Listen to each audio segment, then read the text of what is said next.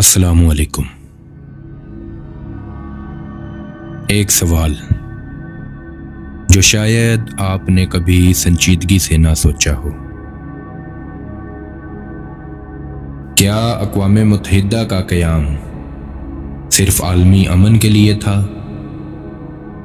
یا اس کے پیچھے دنیا کو ایک نئے نظام کی طرف لے جانے کا مقصد بھی موجود تھا؟ پچھلے حصے میں ہم نے دیکھا کہ اقوام متحدہ کے تصور کو دنیا کے سامنے کس انداز میں پیش کیا گیا، لیکن سوال یہ ہے، کیا یہ سب اچانک ہوا، یا اس کے پیچھے پہلے سے ایک ذہنی تیاری موجود تھی؟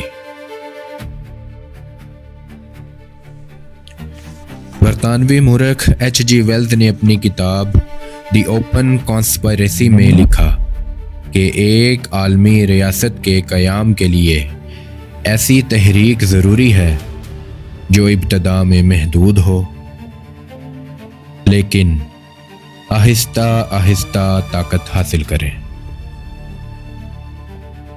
ذرا غور کیجئے، وہ اس خیال کو سازش نہیں کہتا، بلکہ اسے انسانیت کی بھلائی کا منصوبہ قرار دیتا ہے۔ یعنی پہلے ایک تصور پیش کرو، پھر لوگوں کو قائل کرو، اور پھر اسے حقیقت بنا دو۔ یہاں مذہبی تحریک کی جدیدیت کی بات کی گئی۔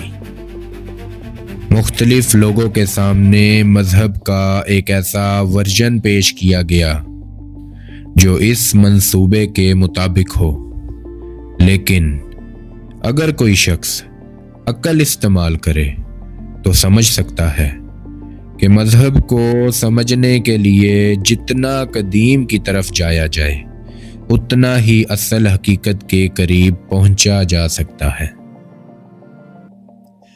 1928 میں لکھی گئی یہ کتاب کئی لوگوں کے نزدیک اقوام متحدہ جیسے عالمی ادارے کے لیے ذہنی بنیاد بنانے کی کوشش تھی۔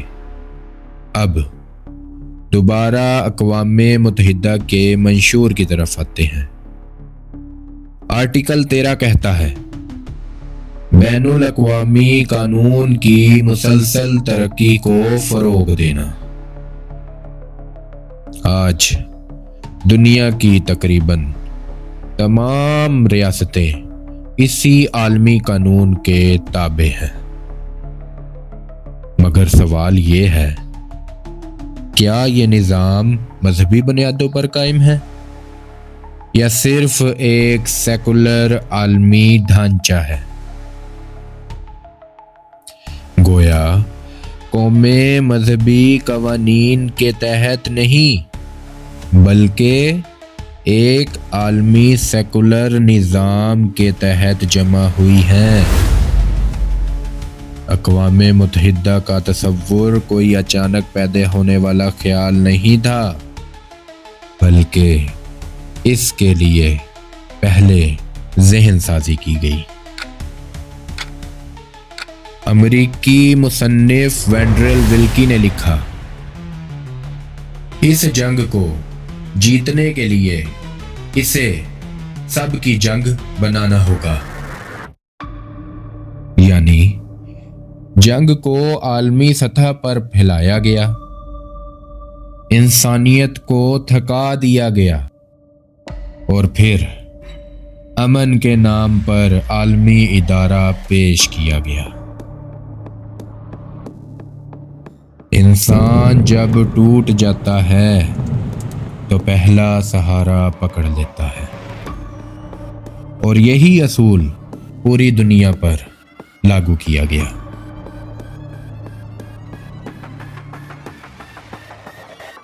H.G. ویلز نے عالمی حکومت کے لیے 4 بنیادی چیزوں کا ذکر کیا۔ نمبر 1، مسلح قوت۔ 2، اجناس کی پیداوار۔ 3، مرکزی نقل و حمل 4 آبادی پر کنٹرول۔ ذرا سوچئے، اگر یہ سب ایک ہی مرکز کے پاس ہو تو دنیا کا نظام کیسا ہوگا؟ کتاب کا نام ہی ہے اوپن کانسپریسی، مطلب کھلی سازش۔ مگر سوال یہ ہے، یہ کھلی سازش کس کے خلاف تھی؟ یہ نظریات صرف ایک کتاب تک محدود نہیں رہے، پھر مختلف تحریکیں سامنے آئیں اور دنیا کو ایک نئی سمت دی گئی۔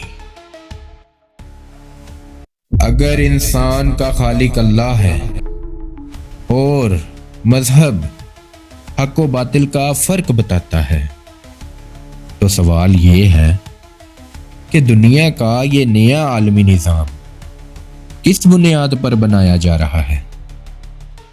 جب مسلسل ذہن سازی کی جائے تو آہستہ آہستہ سچ اور جھوٹ کا فرق دھندلا جاتا ہے۔